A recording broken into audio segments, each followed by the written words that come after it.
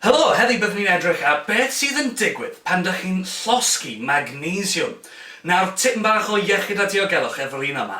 Mae hyn yn gallu anafu ei llygaid yn wael. So please, byth a gwneud hyn adre heb gwisgo resbectol diogelwch gywir sydd yn gallu amddiffyn o palydredd uwch feoled. Gan ddweud hwnna, gawn ni ddechrau.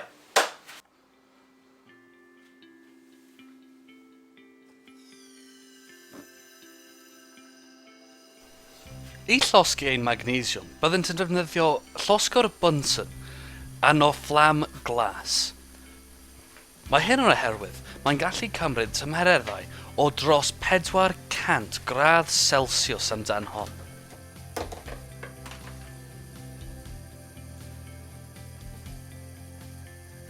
Ond pan mae'r magnesiwm yn llosgi, mae'n gallu llosgi at tymhereddau o dros 3000 gradd Celsius a rhoi mas llawer iawn o palydredd uwchfeoled sydd yn gallu anafu eich llygaid.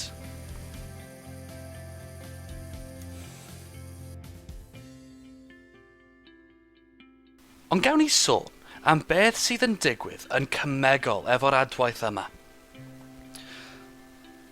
So, mae'n eddo magnesiwm yn y ffurf solid yn adweithio efo nwy ocsigen o'r aer, ac mae hyn yn rhoi magnesiwm ocsid iddyn ni.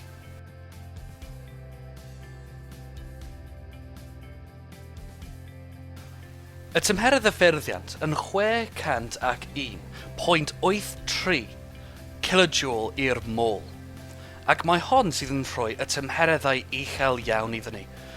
Mae'r tymheredd yr adwaith yma yn mor uchel, mae'n achosi ail adwaith i digwydd.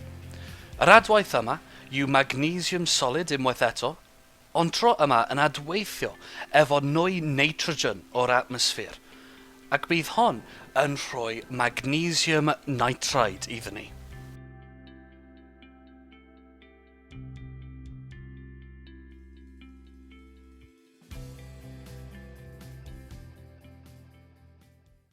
Ac mae hynna yn ddod â ni i'r diwedd. Diolch yn fawr iawn am gwylio, a gwyliwch wythnos nesaf amdan ein special 2 rhan Calan Gaeaf ni, efo Paul yn ddod mewn i edrych arno blood spatter analysis a cwpl o pethau eraill. Ond erbyn hwnna, please rhannu, hoffi a subscribio, a fyddwn ni'n gweld ti tro nesaf. Cario ymlaen i ddysgu. Hwyl.